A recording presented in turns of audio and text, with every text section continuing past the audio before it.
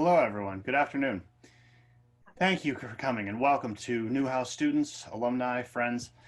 Um, Before we start, I know many of you are in a great deal of pain over everything that's happening in the country and the world right now. And I hope this next hour will touch upon those subjects somewhat, but also give a little bit of a respite from current events. Although, as I think we'll discuss, the idea of culture existing solely as a respite is an idea that deserves to be poked at a little bit. My name is Eric Grode. I'm the director of the Goldring Arts, Journalism, and Communications program here at Newhouse. I wanted to very quickly explain what the Goldring program is, since we're a robust but fairly small program here. We're just finishing our 15th year, and we have graduates everywhere from MTV News and BuzzFeed to Entertainment Weekly and American Theater to organizations like the Sundance Film Festival and the Apollo Theater. I want to make sure to mention Lola Goldring, who has been a tireless supporter of the arts for a lot longer than 15 years. We here at the program and at Newhouse in general are eternally grateful to her for her generosity as well as her concern for our students. Our guest today, Stephanie Zacharek, has been the film critic at Time magazine since 2015. Before that, she reviewed films at Salon for a decade, followed by The Village Voice. Her writing on books and pop culture has also appeared in the New York Times, New York Magazine, the Los Angeles Times, and Rolling Stone. She was a 2015 Pulitzer Prize finalist in criticism, and when Time honored as its Person of the Year the Silence Breakers at the very beginning of the Me Too movement, Stephanie co-wrote that cover story. I got her involved with the Goldring program, frankly, before I even realized she was an alumna, simply because I loved her work, and I'm thrilled to introduce her to all of you. So, Stephanie, thank you so much for joining us. Thank you. Thanks for having me. Um, Before we get into your life now as a critic, just in light of the title of this program, I thought it might be helpful to flash back a little bit. At this time a year ago, I looked it up, you were reviewing Dark Phoenix, which is a kind of largely forgotten, I think, X-Men spinoff, and The Last Black Man in San Francisco. If you can think back to a year ago, how did it work then? Where did you watch those movies? With how many other people? Just what was the movie going and movie reviewing experience like then? Oh my gosh, seems like ancient history. I I saw both of those movies on the big screen. The Last Man in San Francisco, I attended a screening in a small screening room. And what was the other one? Dark Phoenix. I don't even remember. These are just kind of the workaday elements of my job. I'm sure I saw that in a more of like a multiplex situation. But I did see both on the big screen, which is always my preference. Not always possible, but when it's possible, that's how I do it. Right. Now you're seeing those obviously before they open so that your review can be ready to go at that point. Were you alone in the theater? Were your fellow critics with you? Were you with like an invited, advanced sneak preview kind of situation? Usually fellow critics, and then other media types, people who write for magazines or online publications that might be doing interviews with either the director or some of the cast members or something. So there's usually other people around. So there have been times when I've been the only person in a screening room, and occasionally they'll set up something just for me, but usually there are other people. Okay. So flash forward 1 year later, which as you said feels like about 30 years later. Um, how does it work now? How big is your TV? I mean, are you doing all this on your laptop? I mean, what is the experience like now to be a film critic? Well, my TV is pretty little, and I live in kind of a small apartment, so to have a giant TV it would be possible, but the scale would be all off. And one of the reasons I have kind of a smallish TV is because I believe so strongly in the big screen experience, that it is, everyone that I work with, all the publicists, everyone knows that it is always my preference to see things big if possible. Now, even under normal circumstances, it's not always possible because it costs money to rent these screening rooms, and also a lot of the screening rooms in New York have closed. So, so I do have to watch things at home by a streaming link. I mean, that has been occasionally the case in the past few years. And obviously right now that's how I'm watching everything. And it's not my favorite way to look at movies or to sort of have that experience. But I'm making do. I'm just working with the tools at hand, basically. Are there any benefits? I mean, is there anything to be said for just doing this all by your lonesome in your apartment? It's the way you put it, it sounds just about as pathetic as it is, actually. But the benefits are the scheduling is easier, because as long as I can get a link, like I can just watch it whenever I need to, instead of actually having to be at screening room at a given time. Although that's one of the things that I really miss, because that would give structure to my days and to my weeks, and would get me out in the city and would allow me to see other people, not even necessarily colleagues, but just to be among other human beings, which I believe in general is a good thing, especially for writers. So the benefits, I mean, I would say the one thing that's really hard is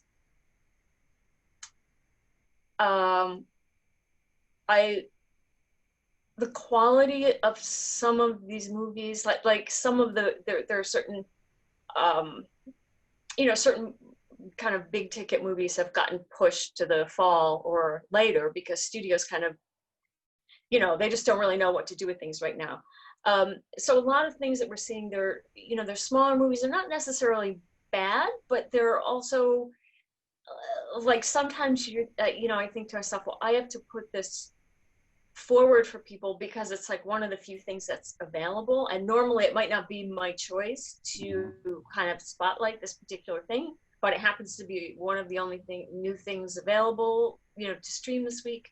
So sometimes I feel like I'm working a little harder to find, not necessarily to find positive things to say, but just to sort of indicate to people, to give them some sense of, here's why you might be interested in watching this. And so that is a little bit of a challenge. I mean, some of the big studios are releasing things via streaming, like, for instance, next week, Judd Apatow's The King of Staten Island with Pete Davidson is opening. So, I mean, when I sit down to watch something like that, even though I'm watching it from home, I do sort of feel like, okay, it is a real movie. Like, I have to remind myself that, someone has still put a lot of work and care into this thing. And even though I'm not having the big screen experience that I love and that I frankly long for at this point, that it's still the desire to make those pictures, and to make pictures that the hope is that people will see them big, that desire still exists. And I'm really hoping that continues. So as you're saying that, I'm reminded, I remember years ago, there was a tweet by Albert Brooks, and I'm paraphrasing, but I think it was like, I just watched Gravity on my iPhone, not that impressed, Yes. it's does watching from home, because I mean, as you mentioned, some of the films that have been stalled or postponed would be like the new James Bond film or the new Fast and the Furious movie, big movies, IMAX kind of movies. Does watching from home put any particular genres or types of film at a disadvantage? And if so, how do you guard against that in your writing? Oh, absolutely. I think action films really suffer, and I like action films as a genre. It doesn't mean that I like every single one, but I look forward to them. I enjoy the feeling of hope that they might be good or entertaining, or at least cathartic in some way. And there was that one on Netflix a few weeks ago. I've already forgotten the title. The one with one of the Hemsworth, Chris. Oh, I know the one you're talking about. Yeah. Yeah, Extraction. And it was one of those things, you know, also sometimes, especially like Netflix, they want to hang on to those links for a long time. So they might send it to me. If I'm lucky, they'll send it like one day before my deadline. So once I get the link, like I have to watch it. And that one, I remember I was watching it on my laptop, and I just thought, this is no way to watch, even, and I like Chris Hemsworth a lot, but I think this is no way to watch an action movie with, like, you know, just sitting there with like the thing, you know, propped up in front of you, and you can stop and you can get your snack. And um you know, it's funny. I think those types of films really suffer. Whereas something like, I have to say, The King of Staten Island, I'm a big Pete Davidson fan, Mhm. and watching that film, and especially the Judd Apatow, the tendency to he adds a lot of embroidery and a lot of like kind of backstory and stuff. I felt like watching that on the small screen it was fine. I mean, I felt like it was a good experience, and I actually feel kind of good about telling people, like, oh, you know, this is something interesting that you should check out. So Mhm. I was thinking about holding off on Q&A stuff until the very end, but I'm seeing a couple questions come through that actually are doing my job as well or better than I. So quick question from Dan, if I can just piggyback off that. Um, do you find that an audience reaction can sweeten or sour your interpretation of a film? I mean, I'm thinking of an action movie, for example, or, you know, infectious laughter in a comedy, or yelling at a crying, yelling, screaming, you know, any of these things. Like, do you, absent that, are you finding your relationship to the film different in terms of how much you have to like take into account your and only your feelings about it, as opposed to the, you know, what other people around you may have been feeling? yeah, well, I have to say that the thing, like The King of Staten Island, to use that as an example, it is a comedy, so that's good, because I think we all kind of, you know, we all need a few laughs right now.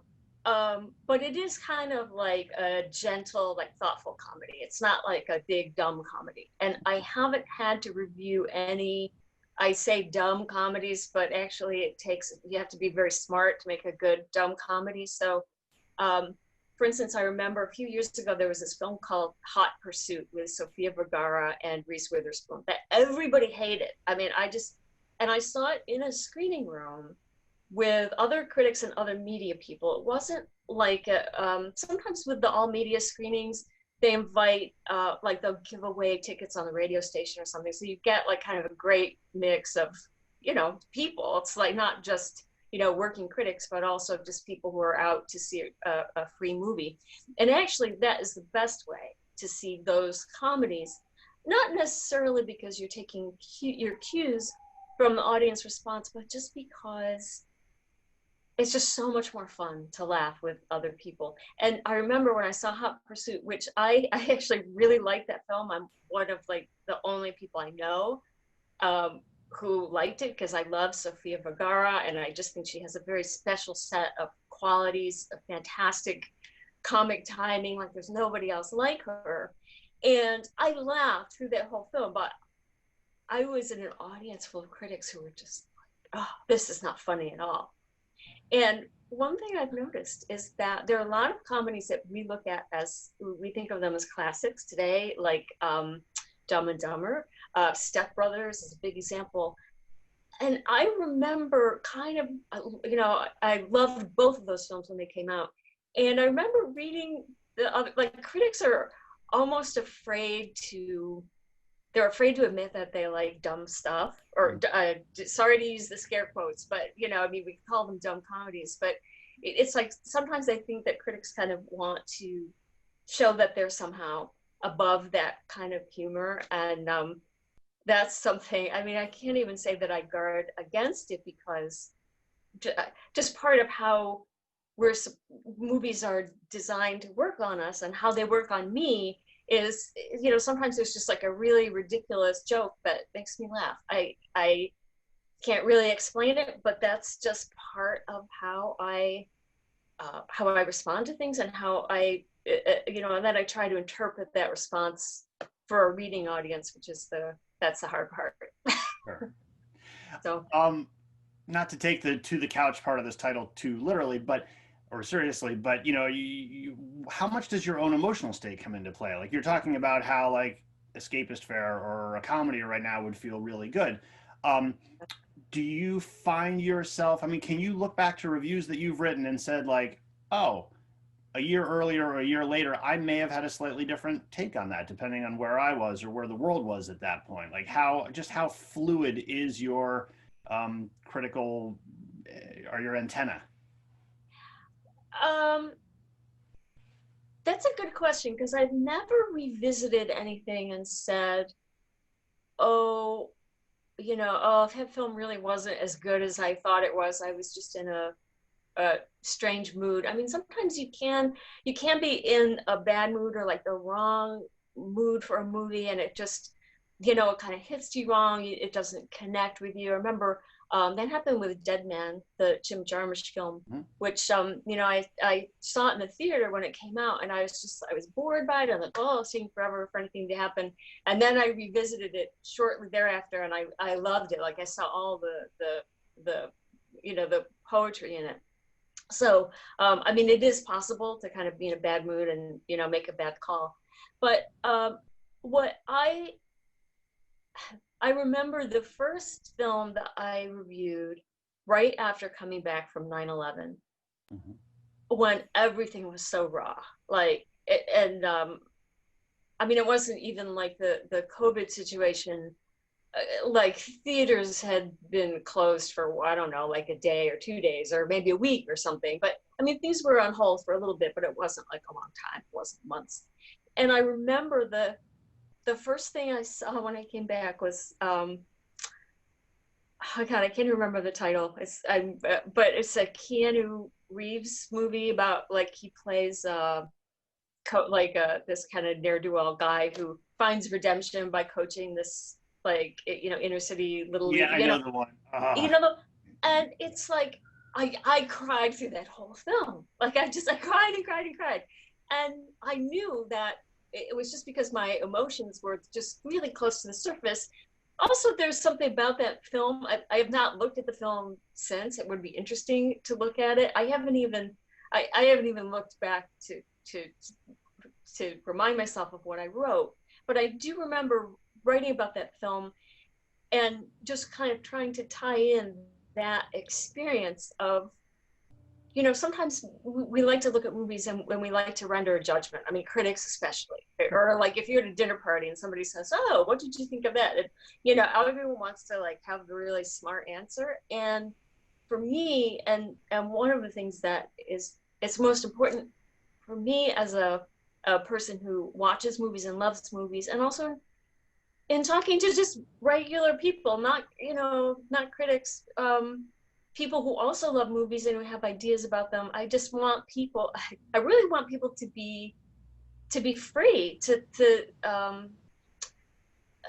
not to feel like they have to say the smart thing or they have to like the correct movie that everybody thinks is great, or so for me, I mean, I think I'm looking back on writing about that Keanu Reeves film. I think I was kind of freeing up something in myself that I was coming to terms with. Like, even as I was writing a review, again, I don't know what that thing looks like today, but I just do remember that as a specific example of something where my mood really affected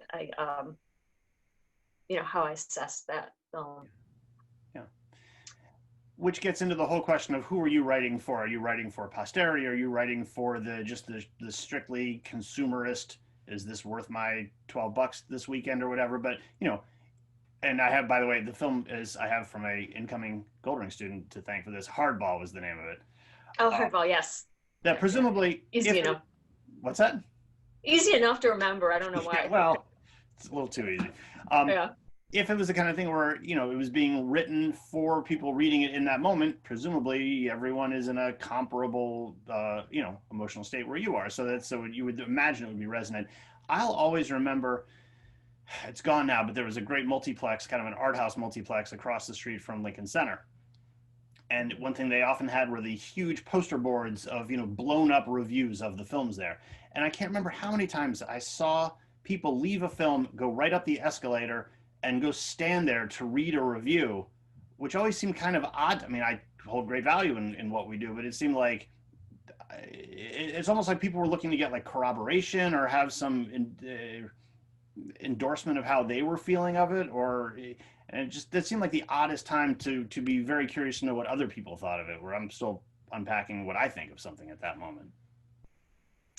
Yeah, that's interesting. I mean, I know that a lot of people will not read a review before they go to see a film because they're worried that too much will be spoiled by the critic, which I definitely understand that there's a risk. I mean, the problem when you're trying to write in a way that avoids spoilers, sometimes you can't really get into the real meat of a film emotionally. And, sometimes you just have to use examples of things that happen. And, sometimes I'll hear from people, they're like, oh, I had to stop reading a third of the way through because you were giving away too much. And I'm just like, well, it's like I don't want to spoil anyone's enjoyment, but at the same time, reviews do kind of live forever, whether we want them to or not. And people do come back to things years later. I wouldn't say that I necessarily write for posterity, because I do.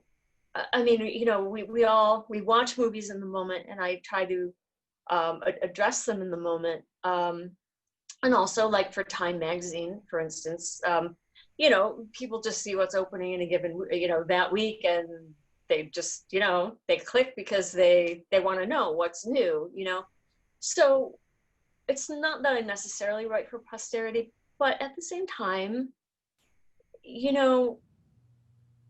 when you're writing about a film, like there's always so much going on that is subtext or some, context of other things that are going on in the world at the time, if it's applicable. There are all kinds of things that you sometimes want to weave in. And so, especially like when you're writing about the Marvel comic movies or any Star Wars film, like you really have to be really, really careful not to give anything away. And that's fine, but it's not the most pleasurable way of thinking about movies for me. Just kind of having to write, well, here's kind of what happens, and you have to see for yourself whether or not you're gonna like it, because I'm not gonna tell you, and I don't see that as a very useful or interesting function of criticism. So.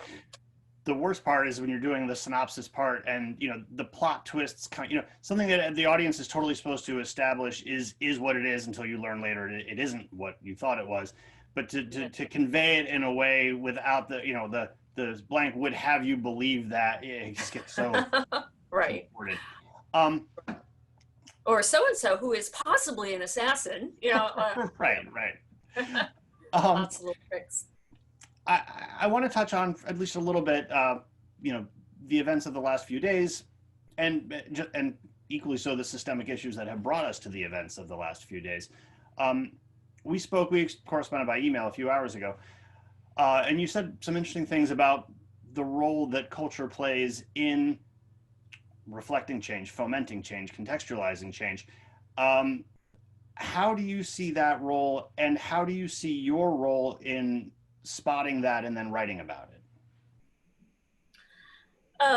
Well, my role right now, in terms of what's going on right now, is just to wait and to listen.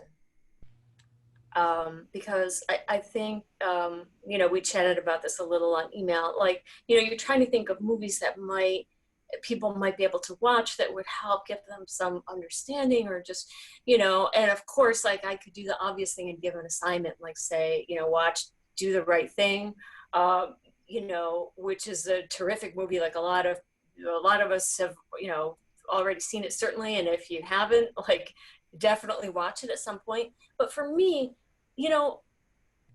I just, I don't, I don't like to think of movies or really of art in general as therapy, but it can be a solve. I mean, it seems like maybe that's a little bit of double speak, like those things are like too close together that they're almost the same. But, you know, I think art works on us in ways that it's not always strictly narrative or strictly verbal. And I'll tell you, like, I've not watched Do the Right Thing since it came out, 1989, like 30 years ago. And I am really thinking about that movie today. So that movie lives in me. I mean, I don't know what more you can say about a film. I mean, that's like pretty remarkable. So I guess what I'm saying is that, films, music, books they can reach us in all kinds of ways, and they can have all kinds of meaning that we don't necessarily know what that meaning is going to be at the moment we're taking them in. Mhm. Um, that everything can work on you um, in mysterious ways, or like just ways you don't expect. And I think I watched Cornel West last night. He was on one of the MSNBC shows, and he was talking. I mean, as he was talking about what's going on now in the world, and you know, the protests, obviously, and the anger, but also the looting and the violence, which is this sort of separate thing that's happening that's just making the whole argument so it's just um, has made everything such an intense flashpoint. And there was like so much. There really was like you could tell he was suffering as he was talking about this. And he said, it's one of the most, it's maybe the most painful episode of our lifetimes. And then his face brightened up, and he said, he goes, but we have to remember the love warriors, people like John Coltrane and Toni Morrison and James Baldwin, and he said we have to remember like that people can take terrible things that have happened to them, or centuries of oppression, and they make something that sometimes it's not even a direct literal reflection of that, but it's just it's like they take that and they put something out into the world that is in its own way filled with love. And I that moment, and I just remember the way his expression changed even as he was in the midst of talking about this really painful thing. And and he said, where are the love warriors now? He was saying, like, people have to come out, and we need time. We're going to need time to like process this, but people are going to be able to make something out of it. And our job right now, this is the way I see it, is just to make sure we're as open as possible. Like, this is not the time, even though there's like a lot of conflicting, like terrible things happening in the world and people doing great damage and great harm. Now is not the time to shut down, even though, I mean, believe me, my impulse is like, I do not want to watch the news. I don't want to leave the apartment. There's also a pandemic. I want to just shut down, but it's actually the exact opposite has to happen. And we have to be ready for whatever's coming next in the culture, in art, in movies, in music, poetry, novels. I honestly, from where I am sitting right now, it's the only answer I have. Mm-hmm. Mm-hmm. I mean, I think in general this can be reductive, but art that is ripped from the headlines, headlines get yellowed and aged and dated very, very quickly. So I mean, I think it's interesting the way you're describing Do the Right Thing. which you haven't seen in 30 years, still resonating. As it happens, this year's Goldring class actually devoted a whole week of one class to watching the film, reading what was written about it at the time, reading what's been written about it in the decades since, and talking about all those things. And actually, you've probably seen this. Just yesterday, I think Spike released a short film that interweaves scenes from Do the Right Thing with footage of George Floyd and also Eric Garner. Mm-hmm. But as you wrote to me earlier, you say like no one movie has the answer. And I think reading movies literally is the least interesting and least helpful way to address their meaning in the larger world. So is it that just it's going to take a little time for the work that's created to sort of sift through the artists and then burble out in a meaningful way? Or is it just going to take us time to appreciate that that's what it is? I think it's a combination of both of those things. I mean, like I'm thinking of a film like The Last Black Man in San Francisco, which is, I mean, that movie really is about something, but it's also it's beautiful. It's a little mysterious. It's very atmospheric. It's very much rooted in its place. This place and these, groups of, people, kind of unlikely people who have come together. So I think of a film like that. Like that film wasn't made in response to an event, but it speaks to an experience. I mean, it actually, like that film kind of speaks to something that a lot of us are kind of looking for in ourselves today. Like how in my everyday life with, my interactions with people, how am I? How is it? What do I have that this person doesn't have? And I just don't think about that because I have it and they don't have it, and it's not something we go around, thinking about all the time. But I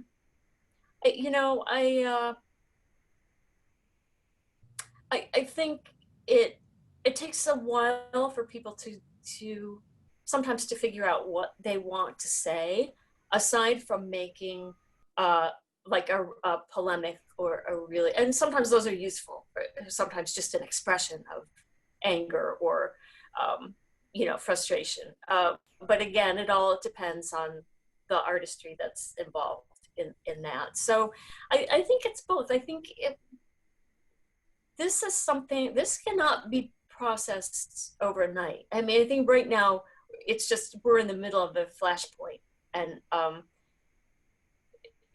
it feels dangerous. It also feels like it does feel like a turning point. Just like we've kind of reached a point of no return. And I just think it's going to take people a while to process that.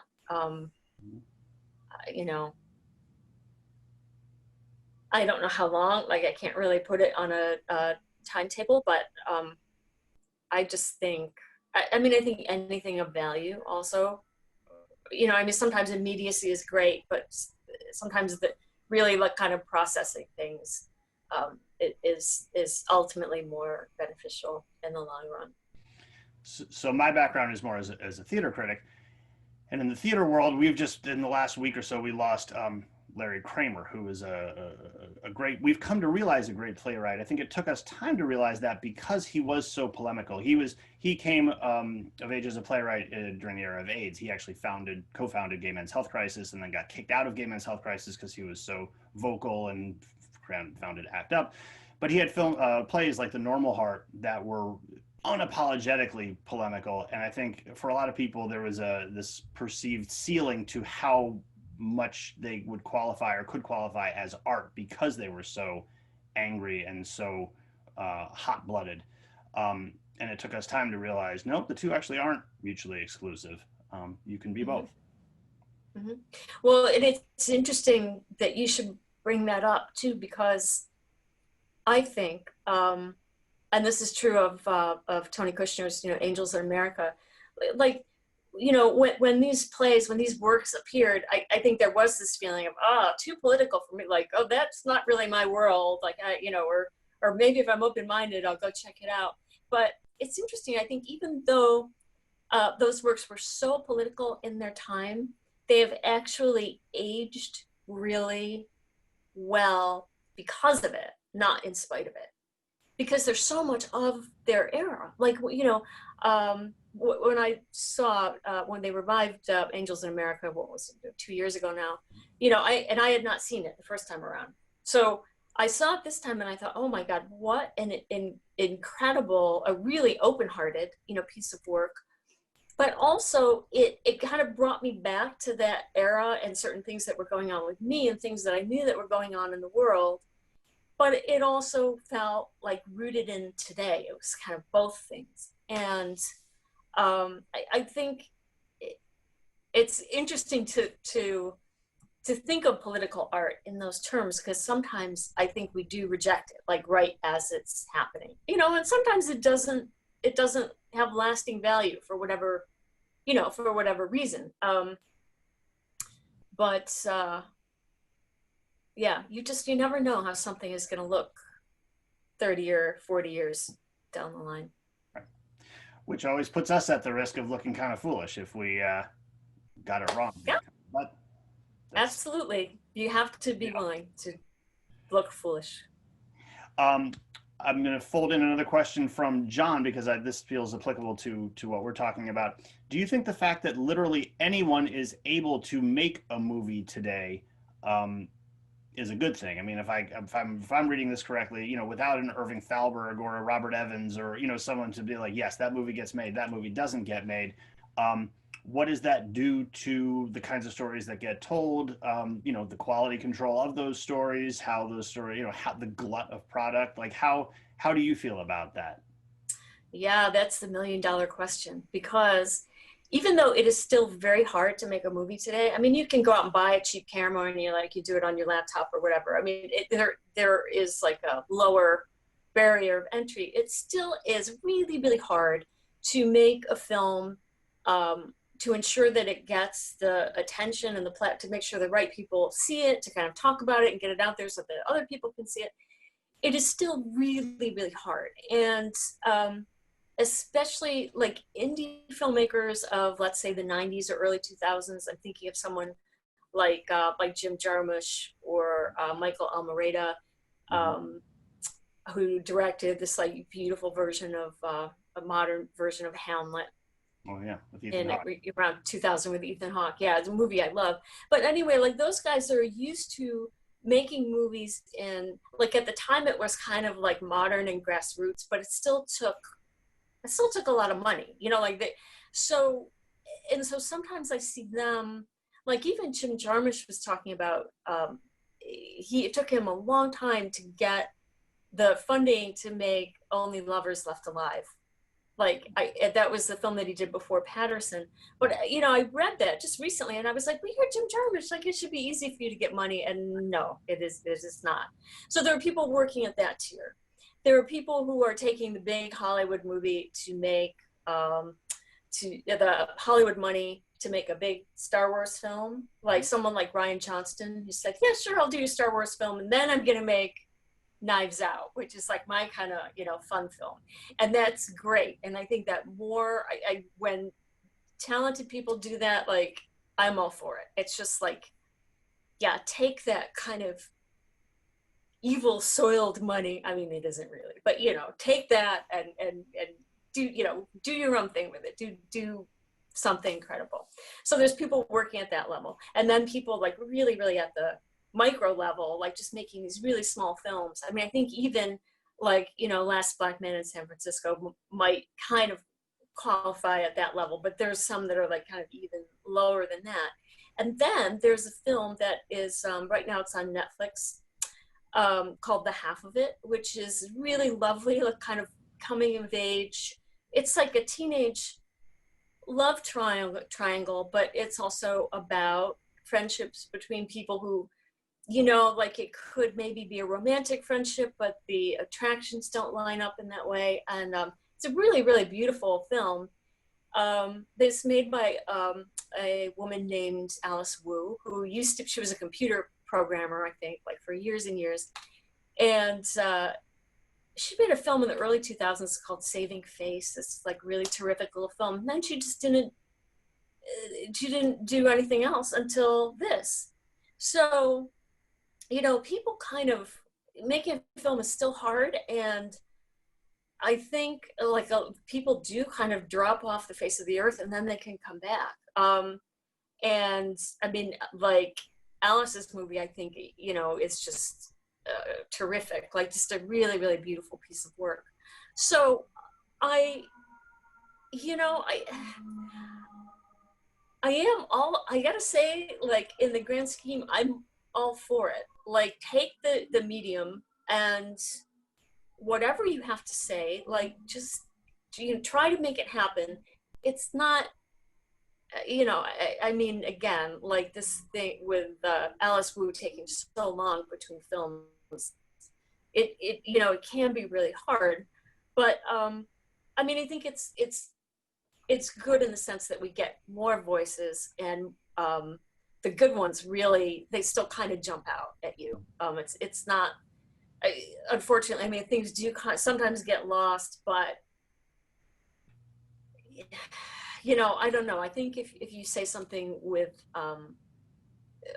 with a certain degree of skill and grace, and from the heart, you can get stuff out there, and that's great. I do have to say, there's like just a glut of stuff. Like right now in the middle of the pandemic, it's a little different, but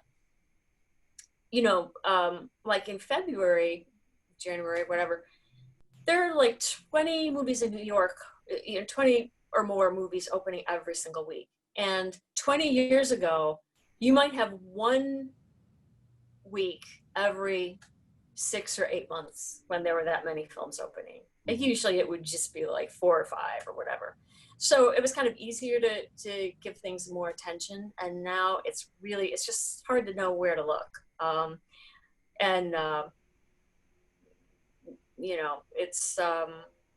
It can be really hard to keep up. There's a ton of stuff that I miss. There's stuff that I miss, when it's released, and I have to catch up with it at the end of the year before, the voting in various critics groups or whatever. So, I mean, that's one thing. Like on the one hand, it's great because it's an embarrassment of riches, and it does allow for like more voices and more different, like, stories to be told. But it's also, sometimes it's just a lot of stuff, and things can get lost.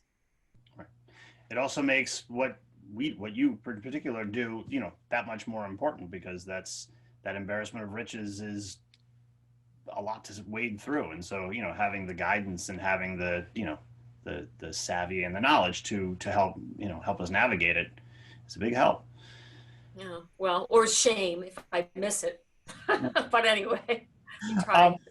Stepping back to coronavirus, which was the horrible, earth-shaking event that we had in mind when we came up with this program a week or two ago. Do you think that this year, or this chunk of the year, or however long this goes on, will have a permanent impact on what it means to go to the movies? I mean, just how seismic will this prove to be? Well, I don't know. After 9/11, we were all asked to write these pieces like, how will movies change after 9/11? And we all wrote, no more explosions. We're not going to want to see it. We're not going to want to see buildings blown up. We're not. And of course, there were more explosions and more buildings, being blown up. So, we were all kind of wrong about that. But I guess I'm just being hopeful and optimistic when I say that being forced to be inside and just to look at your screen all the time, and to see your friends on the screen, and to see your family only on the screen, and to, God forbid, if someone dies, there's a funeral that's on Zoom, because like that's the only way that we can connect right now. I just kind of hope that it will instill in people a desire just to, first of all, just to get out of the house, that's one of my big motivations about like going to the movies. I'm like, yeah, I get to leave the apartment, you know, it's fun. But also just to have that experience of something that is so much bigger than you are, and a big face, especially. Like I always talk about this, is like I like to see a big, really big face. Like I love actors and I love what they do, and I just like it to be big. So, and you know, I know a lot of people say, well, I have a really big TV at home, and that's fine, it's great, but it's still not going to be like that experience of seeing something big and seeing it with other people, no matter how annoying they may be with their, you know, hopefully not talking on their cell phones, but, you know, texting or unwrapping their candies or whatever it is, you know, shaking their popcorn, all kinds of annoying things that human beings do. But it's also part of the the texture of our culture as people who love stories, who love the movies, and you know what they can bring to us and what they can mean to us. So I don't know. I mean, I'm hoping that people will want to go out more once they're able. I do worry a little bit about the survival of the smaller theaters, you know, rep houses, and you know, few remaining, you know, film societies and stuff that do, you know, programming of smaller films or, you know, repertory films. So those are the, I mean, I think, you know, those are the, you know, the organizations and businesses that really stand to suffer. And you know, I hope they can weather this. Yeah. I have a lot more questions I'd like to talk about, but I'm going to defer for a little bit to some of the people who've been writing in with great questions.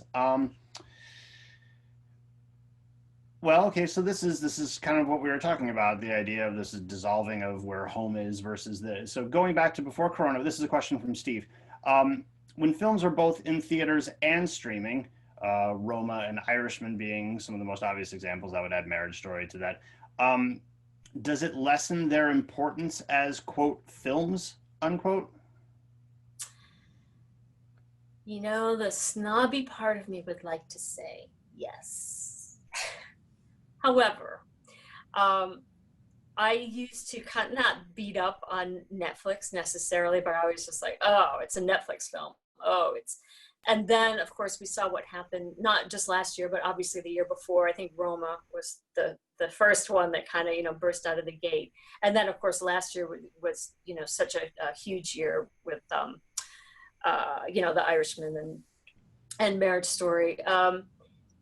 So I think what happened was filmmakers like Martin Scorsese realized that they can't make movies the way they used to.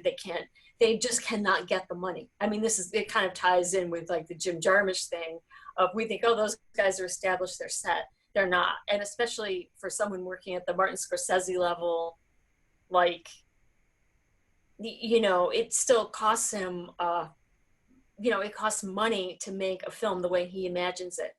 And so Netflix, it's just part of their strategy, is to you know, enlist these filmmakers and give them money to make stuff.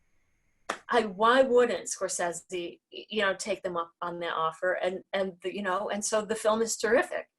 I saw it on the big screen and I loved watching it that way. And of course, I recommend it to anyone who would listen, that that's the way it should be seen. You know. Is that the way a lot of people saw it? No, they watched it at home. And I think that film suffers a little when you can get up and go to the fridge at any moment. I mean, there are certain films that can survive that. And that one, I think it really benefits from sinking into the experience, including a lot of the first 2 hours, which is just, it seems almost like background in a way. It's kind of like, well, when is something really going to happen? And, you know, and then something really does kind of kick in. And, you know, so I do acknowledge that obviously watching something in a theater big with other people is a different experience from watching it at home. Does it necessarily lessen the quality of the work. I mean, I think what happened last year with those movies in particular proved that it doesn't, and that is a way for filmmakers to continue to do the kind of work that they want to do, as long as Netflix keeps ponying up the money. I mean, I don't know how long that can last, but use it while it's there. I just saw Spike give an interview a couple days ago about he has a new movie, The Five Bloods, that's coming in Yeah, the next week or 10 days. next week. Yeah, I haven't watched it yet, but when he was talking about his budget, he was like, yeah, they didn't let me he's got flashbacks in it to Vietnam, and he was like, yeah, I didn't get the de-aging Scorsese budget to go well, with. So maybe that window is starting to shrink a little bit. Question from David. This is the question we used to always call the Roman Polanski question, and now it's the Woody Allen question. Separate the art from the artist. Can you do it? Should you do it? What's the argument to be made for doing it? And all that.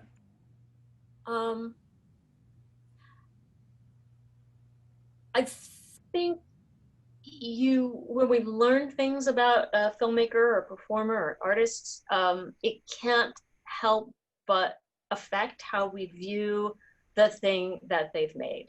And that can be true of Woody Allen, Roman Polanski, Picasso. I mean, Bill Cosby, certainly, like the list goes on and on. So I never want to say, oh no, those are two separate things and you should just divorce them in your mind, because it's impossible for us to do that. However, I don't think that certain things that come to light, I don't understand this thing of well, then we have to erase everything that came before, or we have to look at that and, we have to cancel it. Like we can never watch Last Tango because it's obviously just, picture made by this, really there's a very complicated story behind that whole thing. But, artists are not perfect people. And sometimes the very thing that makes them great and awesome, and they come out with things that there's they're channeling information from a planet that the rest of us don't live on. Sometimes kind of the things that make them great can also make them not great human beings. And I don't, I really don't want to be making any kind of excuse for anyone's behavior. But for instance, one of my jobs at Time is to write advance obituaries for people who are older, possibly not in good health. And, so I have been researching the work of Bill Cosby. Because to me, I mean, I read the stories of the things that he did, and I mean, with him, unlike with some of the others where there's speculation or there's things that people think that have accused him of doing, but things haven't been proven. I mean, let's just isolate his case. Convicted. We can be pretty sure that he really did these things. So there's that. But also you talk about someone who just this brilliant mind who, in the 60s, he made these albums, everybody had them in their house. It was, I mean, across color lines, it didn't matter. Everybody had those comedy albums. And there, and you also, you listen to his line delivery and just, the things that he chooses to talk about. And he, as much as I feel revulsion when I think of him now, and everything that we know, I don't think it helps to throw all of that stuff away, especially at this point where, we're looking at the culture and we're looking at people who, a lot of times, it's white people, speaking up and getting the chance to make their art and put their art there. And it's just white people talking all the time.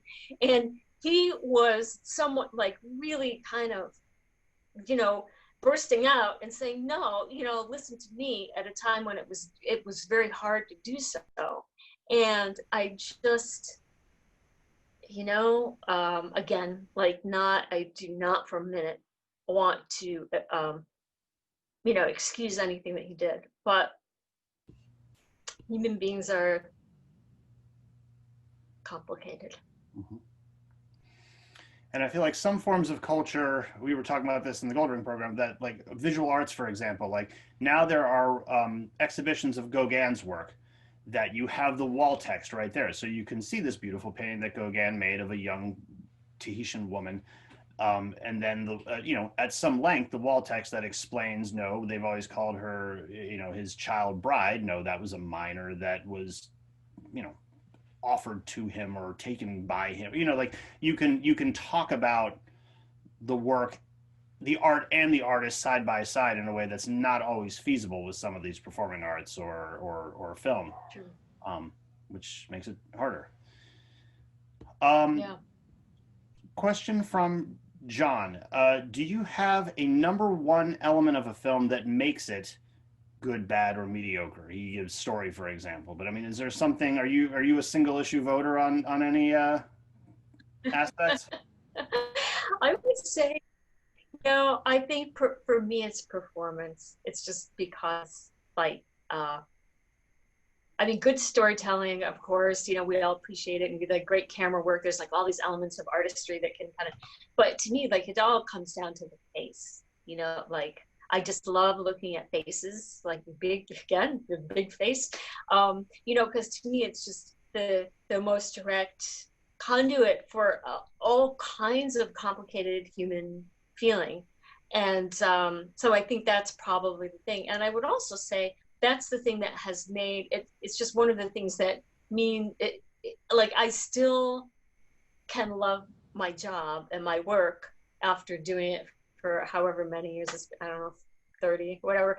That I can still love it because to me, like I know some critics, like you get kind of tired, you're like, oh my god, another Star Wars film, or I mean, and I get tired too, but it's like there's always like some face, or there's like beautiful young performer, an actor, or or a woman actor, male actor.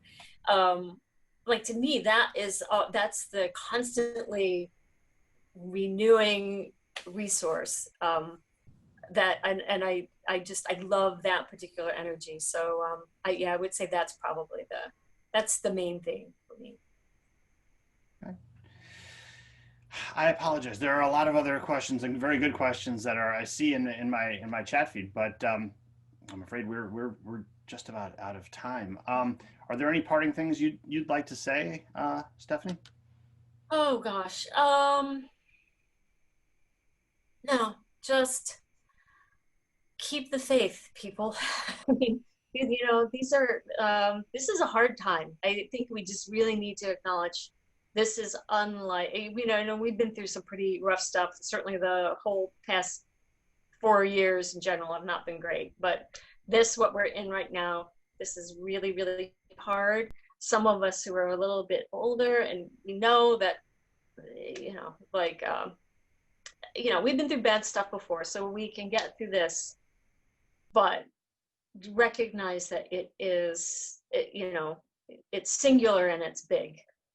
So be kind to yourself and to others as much as possible. Okay.